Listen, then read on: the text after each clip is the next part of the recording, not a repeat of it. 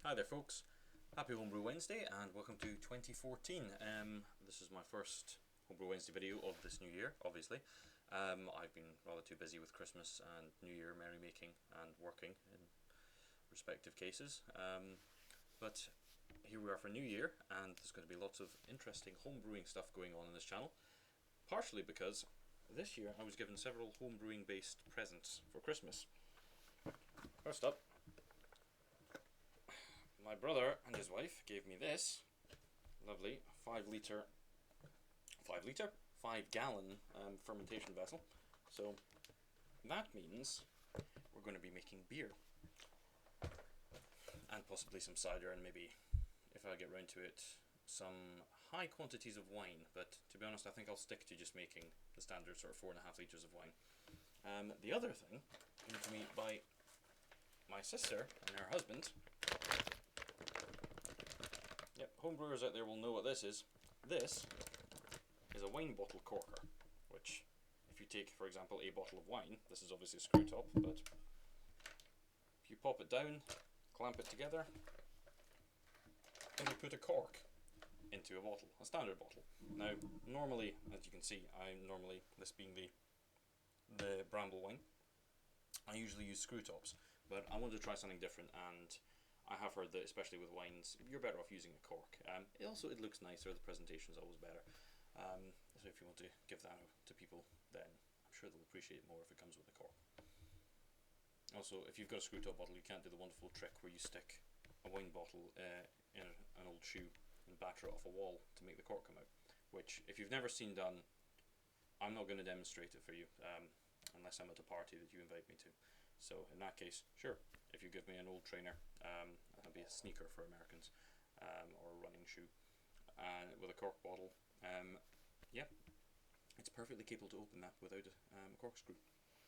Now, obviously, the other thing I usually use is a standard. This is effectively just a beer bottle, which I've put a crown cap on. That's the plain mead from back in March.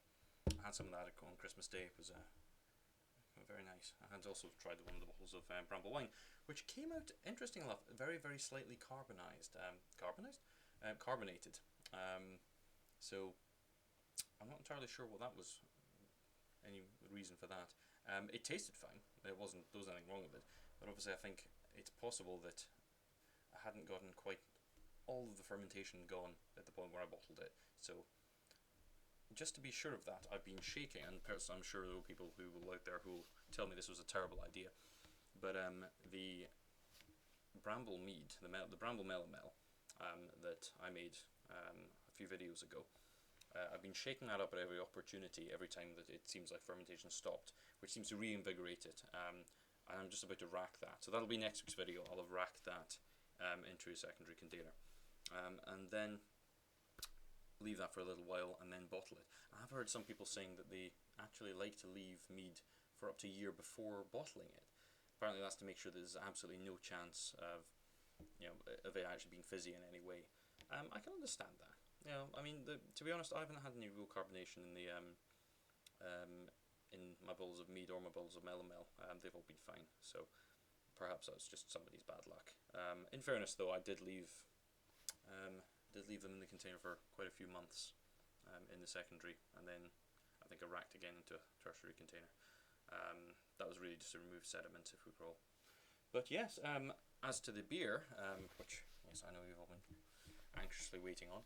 I also managed to count, because I've been storing up all my old beer bottles over, well, essentially most of the last year, just off and on, and I've got now something about 60 odd beer bottles, which,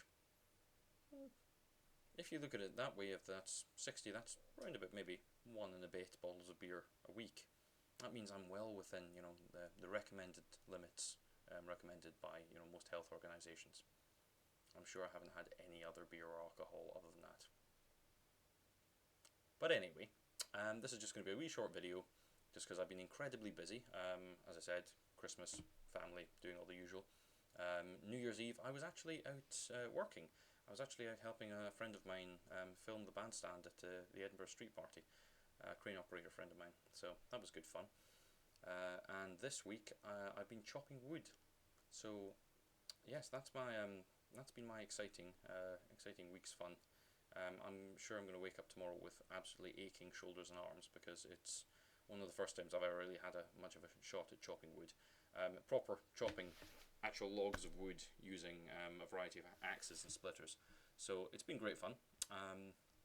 But that's got nothing to do with homebrew. That's just the random vagaries of my life. But yeah, so this is just a wee video just to say hi and a happy new year to you all. I hope you all had a wonderful holiday season and that you all brought in the new year in whatever fashion is the way that you do it where you come from. But yeah, so until next week, happy Homebrew Wednesday.